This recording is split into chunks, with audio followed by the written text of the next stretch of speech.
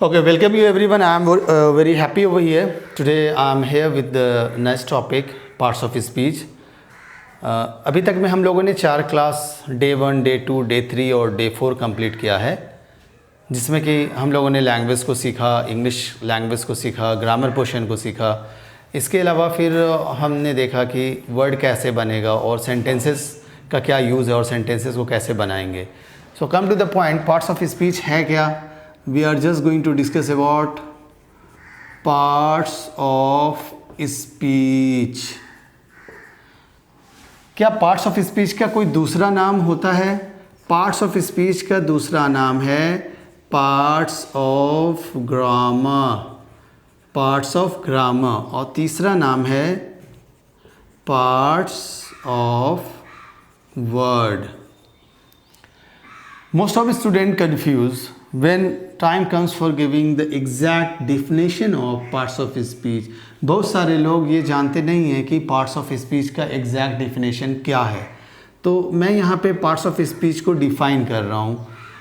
Words are divided into different class or kind according to their use. They work in a sentence. यही हमारा parts of speech कहलाता है. This is the definition of parts of speech. Words are divided into different class or kind, or according to their use they work in a sentence, is called parts of speech. Is called parts of speech. शब्दों को अलग अलग class और kind में divide किया गया है और वो सारे शब्द अपने यूज़ के हिसाब से, यूज़ के अनुसार सेंटेंस में वर्क करते हैं। इसे ही हम लोग कहते हैं पार्ट्स ऑफ स्पीच। अब there are 8 parts of speech. Total कितना? 8 में हम लोग देखते हैं पहला नंबर पार्ट्स ऑफ स्पीच क्या होगा। तो पहला जनरली स्टडी करते हैं नॉन, दूसरा प्रोनाउन, तीसरा एडजेक्टिव, चौथा वर्ब, पांचवा एडवर्ब, छठा प्रीपोजिशन, सातवां कंजंक्शन और आठवां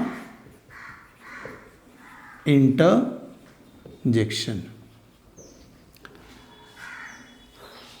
पार्ट्स ऑफ स्पीच हम लोग आज डे 5 के क्लास में देख रहे हैं। पार्ट्स ऑफ स्पीच जिसका कि दूसरा नाम है पार्ट्स ऑफ ग्रामर और तीसरा नाम है पार्ट्स ऑफ वर्ड। इसका डिफिनेशन है words are divided into different class और kind according to their use they work in a sentence is called parts of speech. शब्दों को उसके यूज़ के अनुसार अलग अलग क्लास और काइंड में बांटा गया है और ये अपने यूज़ के अनुसार सेंटेंस में वर्क करते हैं। और पार्ट्स ऑफ स्पीच हमारा टोटल 8 है, जो यहाँ पे मैंने लिखा non, pronoun, adjective, verb, adverb, preposition, conjunction, interjection. अब कोई भी वर्ड जो इंग्लिश का सिंपल से सिंपल वर्ड अगर हमें याद है और हम अगर उस वर्ड्स को प्रोनाउंस करते हैं तो वो हमारा ये 8 वर्ड्स जो हम लोगों ने इसको डिफ़ाइन किया है कि 8 तरह का शब्द होता है, वो शब्द इससे ही मैच करेगा।